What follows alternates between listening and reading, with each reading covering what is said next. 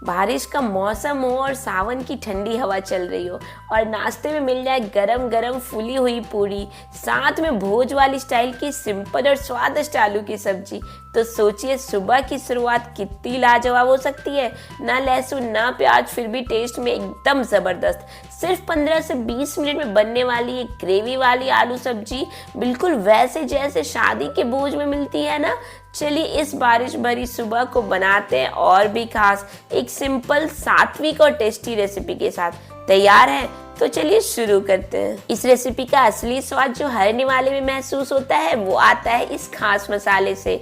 तो चलिए शुरू करते हैं। मसाला तैयार करना एकदम देसी तरीके से सिलबट्टे पे। सबसे पहले लेंगे 1 चम्मच धनिया के दाने, जीरा और सौंफ के दाने। इन तीनों को एक साथ सिलबट्टे पे दरदरा कूट लेंगे। ध्यान रहे हमें पाउडर नहीं बनाना है, बस इतना कि दाना थोड़ा कुरकुरा हो जाए और अपनी खुशबू छोड़ दे। यानी दरदरा टेक्सचर इस मसाले को एक लाजवाब फ्लेवर देता है जो किसी भी शादी वाले भोज वाली सब्जी की याद दिला देगा। अब उसी सिलवट्टे पे लेंगे बड़ा टुकड़ा अदरक का और 1-2 हरी मिर्च। इन्हें अच्छे से पीस लेंगे ताकि एक स्मूथ सा पेस्ट बन जाए। अगर आप ये सब्जी बच्चों के लिए बना रहे तो मिर्च स्किप कर सकते हैं, बस अदरक का पेस्ट बनाएं और मिर्च का तड़का हम एंड में डाल देंगे, सिर्फ उनके लिए जिनको तीखा पसंद है। मसाला तैयार होते ही अब कुछ ज्यादा करने की जरूरत नहीं है, सिर्फ 3 ताजे टमाटर लेंगे और उन्हें रफली चॉप कर देंगे। फाइन चॉप की भी जरूरत नहीं है क्योंकि कुकिंग के दौरान ये नेचुरली गल जाएंगे और ग्रेवी में घुल जाएंगे। बस हो गया हमारा रस्टिक सिलबट्टा मसाला रेडी। तीखा मीठा धनिया जीरा सौंफ का दरदरा ब्लेंड और साथ में अदरक मिर्च का पेस्ट और ताजे टमाटर। अब चलिए शुरू करते हैं सबसे खास पार्ट जहाँ से सब्जी का असली स्वाद आता है। सबसे पहले कढ़ाई या पैन गरम कर लीजिए और इसमें डालिए सरसों का तेल। इस रेसिपी का असली ट्रेडिशनल स्वाद सिर्फ सरसों के तेल में आता है। तेल को मीडियम फ्लेम पर अच्छी तरह से गर्म होने दीजिए। अब फ्लेम को थोड़ा लो कर दीजिए और डालिए इसमें 1 चम्मच जीरा, मेथी, अजवाइन और कलौंजी और इसी के साथ एक सूखी लाल मिर्च। और जब ये अच्छी तरह से गर्म हो जाए, चटकने लगे, तो इसमें डाल दीजिए 1 तेज पत्ता और उसी के साथ छोटा पिंच हींग का। छौंक को लो फ्लेम पे हल्का सा तड़कने दीजिए। जब एक प्यारी सी खुशबू आने लगे तब समझ जाइए ये स्टेज परफेक्ट है मसाला डालने के लिए। अब इसमें डालिए वो दरदरा कूटा हुआ मसाला, धनिया जीरा और सौंफ वाला जो हमने सिलवट्टे पे तैयार किया था। साथ ही डालिए अदरक और मिर्च वाला पेस्ट। फ्लेम को लो रखिए और 1 से 2 मिनट तक मसाले को भुनिए। इस दौरान आप देखेंगे कि मसाला अपनी खुशबू छोड़ने लगेगा और तेल के साथ ब्लेंड होने लगेगा। यही होता है असली देसी कुकिंग का मैजिक मोमेंट।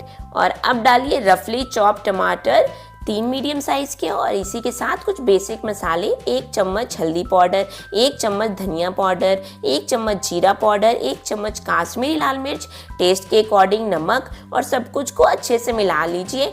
और अगर आपको ज़रूरत लगे तो थोड़ा सा पानी डाल करके इन सारे मसाले को भून लीजिए ताकि मसाला जले भी नहीं और अच्छी तरह से भुन के तैयार हो जाए। फ्लेम को लो रखिएगा और मसाले को 5 से 7 मिनट तक ढक करके पकाइए। बीच बीच में हल्का सा हिलाते रहें। जब टमाटर गल जाए और मसाला तेल छोड़ने लगे और सब कुछ अच्छी तरह से मिल जाए एक दूसरे में, तो आपका मसाला एकदम परफेक्ट हो गया है। कोई तामझाम नहीं, कोई हेवी प्रिपरेशन नहीं और टेस्ट एकदम लाजवाब। अब इस परफेक्ट मसाले में हम डालेंगे आलू। आप आलू को पहले से ही प्रेशर कुकर में 2-3 सीटी लगा करके उबाल के रख लीजिए। जितने लोगों के लिए बना रहे हैं उस हिसाब से क्वांटिटी एडजस्ट कर लीजिए। अब ना नाइफ की ज़रूरत है ना चॉपिंग बोर्ड की, बिल्कुल देसी स्टाइल में हाथों का यूज़ करके आलू को अच्छे से तोड़ लीजिए, हल्का मसल के। ना बिल्कुल पेस्ट बनाइए ना बड़े टुकड़ों में छोड़िए, बस मीडियम क्रश टेक्सचर। मसाले में डालकर अच्छे से मिला लीजिए। 1 से 2 मिनट इसे लो फ्लेम पे रहने दें ताकि मसाला आलू के हर टुकड़े में अच्छी तरह से कोट हो जाए। अब इसमें डालिए पानी, जितनी आपको ग्रेवी चाहिए उस हिसाब से। ये रेसिपी थोड़ी ग्रेवी वाली होती है। पूरी के साथ खाने का असली मजा तभी आता है जब ग्रेवी हो इसमें। सब कुछ अच्छे से मिला लीजिए और पैन को ढककर 5 मिनट तक लो फ्लेम पे बॉईल होने दीजिए। आप देखेंगे ग्रेवी का कलर थोड़ा गाढ़ा हो गया और मसाला तेल छोड़ रहा है, मतलब सब कुछ परफेक्टली कुक हो चुका है। अब एंड में डालिए 1 चम्मच कस्तूरी मेथी, जिसे पहले हाथों से हल्का क्रश कर लीजिए और उसके बाद डाल दीजिए खूब सारा सारा हरा धनिया, ये दोनों इस डिश में खुशबू और फ्रेशनेस का जादू भर देंगे। अब अगर घर में बच्चे हैं तो इस स्टेज पे उनके लिए एक पोर्शन अलग निकाल लीजिए, क्योंकि अब हम करने वाले हैं एक स्पेशल स्पाइसी तड़का। एक छोटा तड़का पैन लीजिए और डालिए सरसों का तेल। तेल गर्म होते ही स्वाद के अनुसार हरी मिर्च डाल दीजिए और थोड़ा सा कश्मीरी लाल मिर्च। अब इस तड़के को सब्जी के ऊपर डाल दीजिए और देखिए उस धुआं उठती मिर्च का तड़का जब ग्रेवी में मिलता है ना, तो एकदम भोज वाली यादें ताज़ा हो जाती है। और एकदम सिंपल बिना लहसुन प्याज वाली 15 मिनट में बनने वाली सावन और बारिश के मौसम में परफेक्ट आलू की ग्रेवी की सब्जी गर्मा गर्म पूरी के साथ सर्व करने के लिए रेडी है। तो चलिए बढ़ते उस हिस्से की तरफ जिसका इंतजार सब करते हैं। गर्मा गर्म फुली फुली पूरी बनाने का टाइम आ गया है।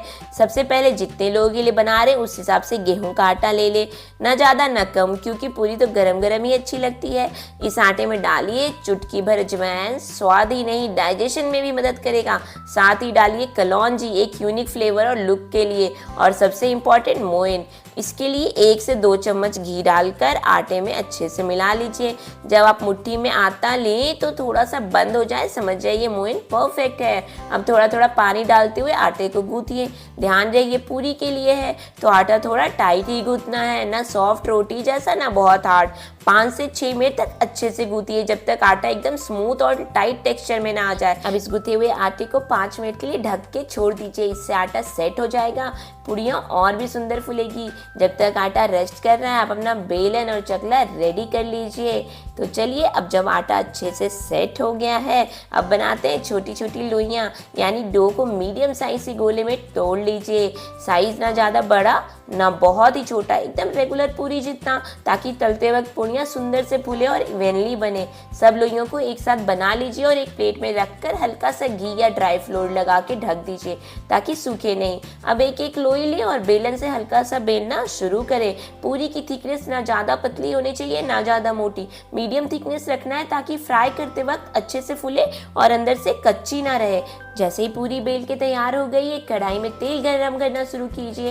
रिफाइंड ऑयल या मस्टर्ड ऑयल कोई भी चलेगा। ऑयल का टेम्परेचर मीडियम हाई होना चाहिए। एक छोटी सी पूरी या डो का टुकड़ा आप डालकर टेस्ट कर लीजिए। अब एक पूरी को जेंटली तेल में डालिए बीच से, ताकि तेल ना स्प्लैश ना करे। जैसे ही पूरी ऑयल में जाएगी उस पर हल्का सा प्रेशर डालते हुए स्पून से उसमें बस हल्का सा प्रेशर डालिए ताकि पूरी एकदम फूल जाए। 10 से 15 सेकेंड में आप देखेंगे पूरी धीरे धीरे पफ कर रहा है। जैसे ही एक साइड गोल्डन हो जाए तुरंत पलट दीजिए, दूसरी साइड भी गोल्डन और क्रिस्प होने तक फ्राई कीजिए, लगभग 25 से 30 सेकेंड दोनों तरफ मिलाकर। फिर उसे टिश्यू लाइन प्लेट में निकाल लीजिए ताकि एक्स्ट्रा ऑयल सोख हो जाए। और एक एक करके सब पूरियां बनाते चलिए और भर के रखिए गरम गरम पूरियों को कैसरोल में। अब आइए सबसे सुखद पल की तरफ, सर्विंग का वक्त। तो एक थाली लीजिए, सबसे पहले रखिए एक कटोरी में भोज वाली आलू की सब्जी और उसके साथ एक के बाद रखिए फुली फुली सुनहरी पूरियां। चाहे आम सुबह हो या सावन की छुट्टियों का दिन, ये थाली हर रोज को खास बना देती है। सावन का मौसम हो या बारिश की छुट्टी, एक बार ये भोज वाली आलू सब्जी और पूरी बना के देखिए, दिल भी भरेगा और पेट भी। मिलते हैं अगले वीडियो में एक और दिल से बनी रेसिपी के साथ। तब तक के लिए खुश रहिए, स्वादिष्ट बनाइए और स्वादिष्ट खाइए।